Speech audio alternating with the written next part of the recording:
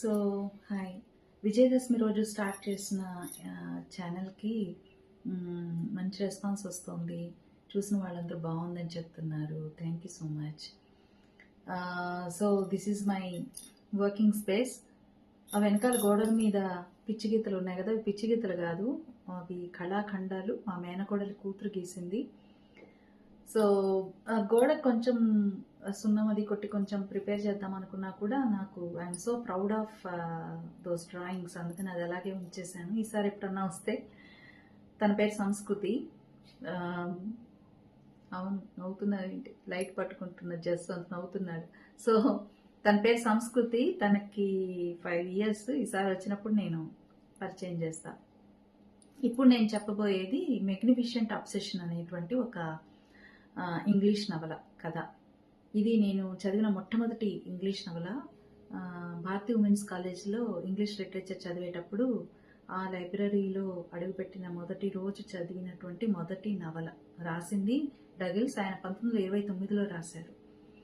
ఇది తర్వాత అక్కినే నాగేశ్వరరావు గారు ఐ థింక్ హీరోగా ఈ సినిమా చేశారు. అండ్ ఇంగ్లీష్లో కూడా 2-3 వర్షన్స్ సినిమాలుగా వచ్చాయి. కానీ సినిమా చూస్తున్నప్పుడు కన్నా నాకు ఆ నవల చదివినప్పుడు కలిగిన ఆ రసోత్పత్తి, ఆ ఫీలింగ్, ఇట్స్ డిఫరెంట్.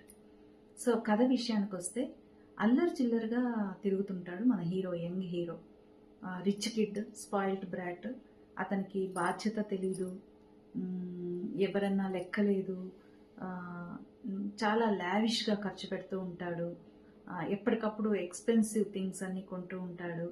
ఇలాంటి ఒక ఏమాత్రం బాధ్యత లేనటువంటి అల్లరి చిల్లరిగా తిరిగేటువంటి హీరోకి ఒకసారి స్విమ్మింగ్ పూల్లో ఒక యాక్సిడెంట్ అవుతుంది. యాక్సిడెంట్ అయ్యేసరికంటే పైనుంచి ఆ దూవుతున్నప్పుడు. సో వెంటనే అక్కడ ఉన్న సిబ్బంది అంతా ఒక ఎమర్జెన్సీ క్లినిక్కి తీసుకువెళ్తారు. ఆ క్లినిక్లో ఏంటంటే ఒకే ఒక ఆక్సిజన్ సిలిండర్ ఉంటుంది. అది హీరోకి ఆక్సిజన్ కావాల్సిన అవసరం ఏర్పడుతుంది. సో ప్రాణాపాయ స్థితిలో ఉంటాడు. అయితే అదే క్లినిక్లో అదే సమయంలో ఒక 60 ఏళ్ల డాక్టర్, ఆయన కూడా ప్రాణాపాయ స్థితిలో అక్కడికి వస్తారు. ఆయన కూడా ఒక యాక్సిడెంట్ అయ్యి. సో అప్పుడు ఉన్నది ఒక ఆక్సిజన్ సిలిండర్, ఎవరిని కాపాడాలి? వాళ్ళ దృష్టిలో ఏంటంటే, ఆసుపత్రి క్లినిక్ వాళ్ళ దృష్టిలో ఏంటంటే డాక్టర్ ప్రాణం విలువైనది. ఎందుకంటే ఆయన చాలా పాపులర్ డాక్టరు అండ్ ఆయన బతకడం చాలా అవసరం ఆయన నమ్ముకున్న పేషెంట్స్కి అన్న ఒక దీంతో ఆయనకు ఆక్సిజన్ సిలిండర్ పెట్టకపోతే ఆయన అంటాడు, ప్రస్తుతం ఇప్పుడు ఉన్న ఈ పరిస్థితుల్లో నా ప్రాణం కన్నా ఆ అబ్బాయి ప్రాణం చాలా ఇంపార్టెంట్. సో ఒక పేషెంట్ ప్రాణం పోయి నేను బతకాల్సిన అవసరం నాకు లేదు. యాజ్ ఎ డాక్టర్ అది నన్ను ఎప్పటికీ కూడా దహించి వేస్తుంది. సో హాస్పిటల్లో ఉన్న పేషెంట్స్కి నేను కాకపోయినా వేరే డాక్టర్స్ ఉన్నారు, కానీ ఇప్పుడు అతను నా పేషెంట్ కిందే లెక్క. కాబట్టి ఈ ఉన్న ఒక్క ఆక్సిజన్ సిలిండర్ని అతనికే ఇవ్వండి, అతని ప్రాణాలు కాపాడండి.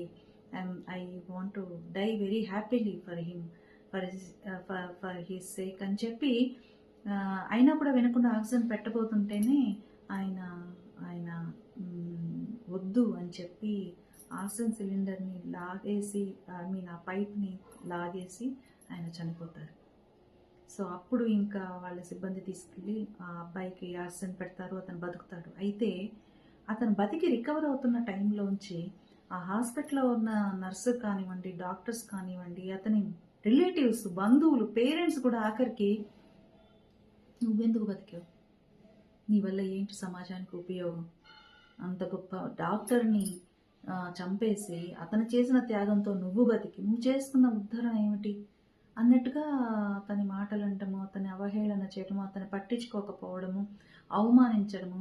ఆ నర్సు, ఇప్పుడు ఫర్ ఎగ్జాంపుల్ నర్సు వస్తుంది, నర్సు బ్రెడ్ తీసుకో మెడిసిన్స్, పడుకో, ఇదిగో తీసు, ఇలా విసుక్కుంటూ ఉంటుంది అనమాట.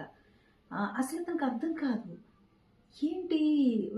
ఇతను ఏమంటాడంటే, నర్స్ నువ్వు నన్ను బాగా చూసుకొని కావాలంటే ఇదిగో $100 ఇస్తా, $50 ఇస్తా అని అంటూ ఉంటే అలా ధిక్కారంగా చూస్తుంది. నీ డబ్బు ఎవడికి కావాలి, నువ్వు ఎంత డబ్బు ఇచ్చినా నీకు నేను ఇచ్చే ట్రీట్మెంట్ ఇదే అనేసి వెళ్తుంది. ఇలాంటి అవమానాల మధ్య అతను రికవర్ అయ్యి ఇంటికి వెళ్తే ఇంట్లో వాళ్ళు కూడా అతను ప్రేమగా చూసుకోరు. ఒక డిటాచ్మెంట్ ఉంటుంది అతనితో, ఒక డిస్రెస్పెక్ట్ ఉంటుంది. ఇలాంటి పరిస్థితుల్లో అతనికి నిజం తెలుస్తుంది. అసలు ఎవరు చనిపోయారు తన వల్ల అని చూస్తే ఆయన ఒక పాపులర్ డాక్టరు. ఆయన నమ్ముకుని చాలామంది పేషెంట్స్ ఉంటారు. అన్నిటికి మించి ఆయన ఏంటంటే చాలా మందికి ఉచితంగా ట్రీట్మెంట్ కూడా ఇచ్చారు అని తెలుస్తుంది. సో తనకి ఒక కైండ్ ఆఫ్ గిల్ట్ వస్తుంది. అందుకని అతని ఫ్యామిలీని మీట్ అయ్యి, ఆ డాక్టర్ గారి ఫ్యామిలీని మీట్ అయ్యి క్షమాపణలు చెప్పాలి అని చెప్పి ఫ్యామిలీని వెతుక్కుంటూ వెళ్తే అక్కడ అతను వాళ్ళ ఇంట్లో అడుగుపెట్టగానే ఒక అందమైన అమ్మాయిని చూస్తాడు. అమ్మాయిని చూడగానే లవ్ ఎట్ ఫస్ట్ సైట్, ప్రేమలో పడిపోతాడు. అమ్మాయితో ఐఎమ్ సారీ, నేను ఇలా అనుకోలేదు అనేదో చెప్పబోతూ ఉంటే ఆ అమ్మాయి ఇతన్ని చీత్కారంగా చూస్తుంది. చాలా బ్రూటల్గా ఇన్సల్ట్ చేస్తుంది. నువ్వు నువ్వు చెప్పే ఒక చిన్న సారీ మాటతో ఈ ప్రపంచానికి జరిగిన లోటు నువ్వు భర్తీ చేయగలవా? ఎవరనుకుంటున్నావు ఆయన? నా భర్త అనగానే ఇతను షాక్ అవుతాడు. ఇంత చిన్న అమ్మాయికి, ఇంత అందమైన అమ్మాయికి అంత అలాంటి ఒక వృద్ధుడు భర్త అనుకుంటాడు. అమ్మాయి మీద సానుభూతి వస్తుంది. అంటే ఎవరైనా బలవంతంగా అమ్మాయిని ఆయనకిచ్చి పెళ్లి చేశారేమో అన్న ఒక థాట్ ప్రాసెస్లో అతను అమ్మాయి మీద సానుభూతి చూపిస్తుంటే ఇంకా అసహించుకుంటుంది అమ్మాయి. ఏమనుకుంటున్నాను అసలు మనసులో?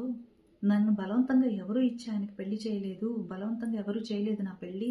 నా అంతటా నేను ఆయన వ్యక్తిత్వం చూసి, ఆయన ఈ సమాజానికి చేసిన సేవ చూసి, ఆయన మంచి మనసు చూసి నేను వెంట పడి నేను బలవంతంగా పెళ్లి చేసుకున్నాను ఆయన్ని. నేను ఆయన బలవంతం చేశాను నన్ను పెళ్లి చేసుకోమని. నన్ను పెళ్లి చేసుకోకపోతే నేను చచ్చిపోతానని బెదిరించి మరి పెళ్లి చేసుకున్నాను అని చెప్పి ఆ అమ్మాయి మాట్లాడుతూ ఉంటే అతను ఎంత గొప్ప డాక్టరు, ఎన్ని వందల మందికి ఆయన ఉచితంగా ట్రీట్మెంట్ ఇచ్చారు.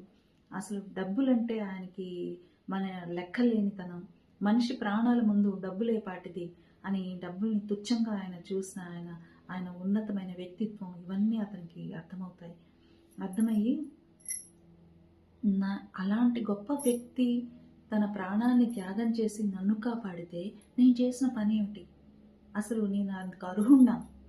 అలాంటి త్యాగానికి నేను అర్హుణ్ణా అని అతనికి ఒక పశ్చాత్తాపం వచ్చి, నేను ఆయనకి నిజంగా అంజలి ఘటించడం అనేది ఏదైనా ఉంది అంటే అది నేను ఒక వ్యక్తిగా నిలబడటం, ఒక మంచి వ్యక్తిగా మారడం, ఒక బాధ్యతాయుతమైనటువంటి ఒక వైద్యుడిగా నన్ను నేను రీబిల్డ్ చేసుకోవడం అని ఒక డెసిషన్ తీసుకొని అక్కడి నుంచి అతను శ్రద్ధగా చదవడం మొదలు పెడతాడు. ఈ శ్రద్ధగా చదవడం మొదలు పెడుతున్నప్పుడు అతనికి ఇంట్లో నుంచి, సమాజం నుంచి ఎదురైనటువంటి చీత్కారాలు, వీడు చదువుతాడా, వీడు బొంద అనుకోవడం, కానీ ఏం చదువుతావో చూద్దాం, నువ్వు ఎంత చదివినా ఏం చేసినా అంత గొప్ప డాక్టర్ కాగలవా అని హేళన చేయడం, వాటన్నిటిని తట్టుకొని అతను మెడికల్ కాలేజీలో ఎలా సీటు సంపాదిస్తాడు. అసలు మెడికల్ కాలేజీలో సీటు సంపాదించిన తర్వాత కూడా ఏంటంటే వీడు నిజంగానే బాగా మార్కులు వచ్చి సీటు సంపాదించడా, లేకపోతే ఎవరికైనా లంచం ఇచ్చి వాడు ఆ సీటు సంపాదించాడా అని వాడి మీద క్రాస్ చెకింగ్స్. ఆ కాలేజీలో ఆ లెక్చరర్స్ దగ్గర నుంచి స్టూడెంట్స్ వరకు అందరూ అతన్ని హేళనగా చూడడం. నువ్వు సీట్ అయితే సంపాదించావు కానీ అంత గొప్ప డాక్టర్ ఎలా అవుతావు, నీ బొంద అని అనడం. వీటన్నిటి మధ్య అతను స్ట్రగుల్ అవుతూ ప్రతిరోజు అవమానాలు ఫేస్ చేస్తూ ప్రతిరోజు అందరూ తనని నీచంగా చూస్తూ ఉంటే ఆ చూపులన్నిటినీ అతను భరిస్తూ, ఆ గాయాలన్నిటినీ అతను భరిస్తూ ఎలా జీవితంలో ముందుకెళ్ళాడు, ఎలా తనను తాను ప్రూవ్ చేసుకున్నాడు, ఎలా గొప్ప డాక్టర్ అయ్యాడు, అతను నోబెల్ ప్రైజ్ తెచ్చుకునే స్థాయికి ఎలా ఎదిగాడు.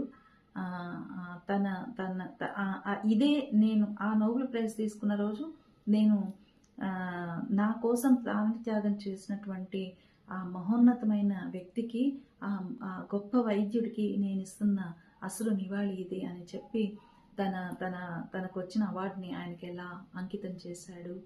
అలా అంకితం చేసి చివరికి తన తల్లిదండ్రుల మనసు, తన ఫ్యామిలీ మనసు, తన చుట్టూ ఉన్న సొసైటీ హృదయాల్లో గొప్ప స్థానం సంపాదించుకోవడమే కాకుండా ఆ డాక్టర్ గారి భార్య యంగ్ విడో, ఆ విడో మనసును కూడా, ఆమె ప్రేమను కూడా ఎలా సంపాదించుకున్నాడు అనేటువంటిది రెస్ట్ ఆఫ్ ద స్టోరీ.